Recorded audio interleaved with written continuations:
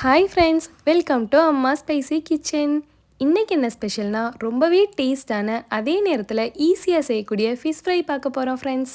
இது மாதிரி நீங்கள் செஞ்சு பார்த்தீங்கன்னா மசாலா உதிரவே உதிராது, மேலே கிறிஸ்பியாகவும் அடியில் சாஃப்டாகவும் இருக்கும். வீடியோக்குள்ளே போகிறதுக்கு முன்னாடி எங்கள் சேனலை சப்ஸ்கிரைப் பண்ணாதவங்க சப்ஸ்கிரைப் பண்ணிடுங்க, பக்கத்தில் இருக்க பெல் ஐக்கானை கிளிக் பண்ணுங்கள். வாங்க எப்படின்னு வீடியோக்குள்ளே போய் பார்க்கலாம்.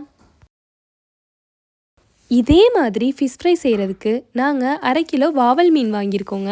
அதோட ஸ்கின்னெல்லாம் எடுத்துகிட்டு க்ளீன் பண்ணதுக்கப்புறம் 400 கிராம் கிடச்சிருக்கு. மசாலா மீனில் பிடிக்கிறதுக்காக இதே மாதிரி கட் பண்ணி விட்டுக்கலாங்க.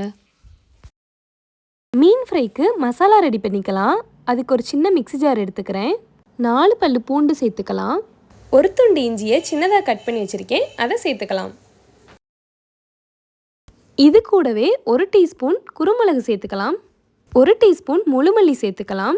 400 கிராம் ஃபிஷ் ஃப்ரைக்கு இது கரெக்டான அளவாக இருக்கும். மல்லியை அதிகமாக சேர்க்க வேணாங்க. 1 டீஸ்பூன் சீரகம் சேர்த்துக்கலாம். சோம்பு 1/2 டீஸ்பூன் சேர்த்தா போதுங்க.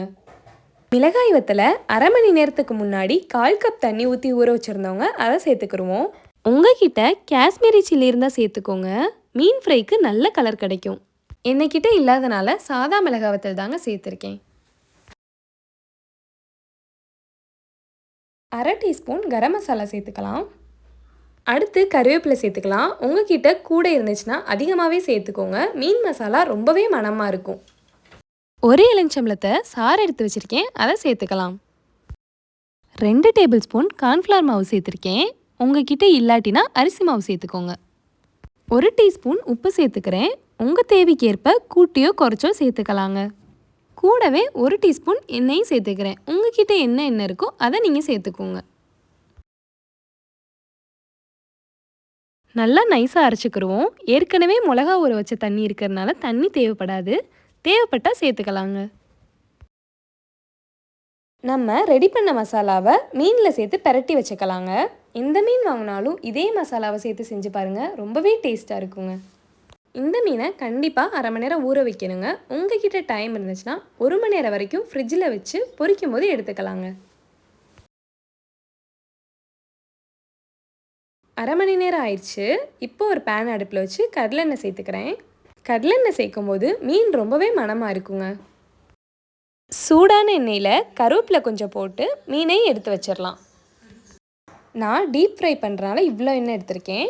நீங்கள் ஷாலோ ஃப்ரை பண்ணுறா இருந்தால் ஒரு பேனில் கொஞ்சமாக எண்ணெய் ஊற்றி வறுத்து எடுத்துக்கலாம். ஒரு சைடு முருக வெந்தோடனே அடுத்த சைடு திருப்பி போட்டு வேக வச்சுக்கலாங்க. ஃப்ளேமை மீடியம்க்கும் லோக்கும் நடுவில் வச்சுக்கோங்க. தீயை கூட்டி வச்சிங்கன்னா மீன் வெளியே கரிஞ்சு போயிடும், உள்ளே வேகாமல் இருக்குங்க. அவ்வளோதாங்க, நம்ம ஃபிஷ் ஃப்ரை ரெடி ஆயிடுச்சு. நீங்களே பார்த்துட்ருக்கீங்க, ஒரு மசாலா கூட உதிரவே இல்லை. நீங்களும் கண்டிப்பாக செஞ்சு பாருங்கள். இந்த வீடியோ உங்களுக்கு பிடிச்சிருந்தா லைக் பண்ணுங்கள், உங்கள் ஃப்ரெண்ட்ஸ் அண்ட் ஃபேமிலிக்கு ஷேர் பண்ணுங்கள். நீங்கள் இதை ட்ரை பண்ணி பார்த்துட்டு கமெண்ட் பண்ணுங்கள். எங்கள் சேனலை சப்போர்ட் பண்ணிங்கன்னா இதே மாதிரி புது புது வீடியோஸ் போடுறதுக்கு ரொம்பவே மோட்டிவேஷனாக இருக்கும்.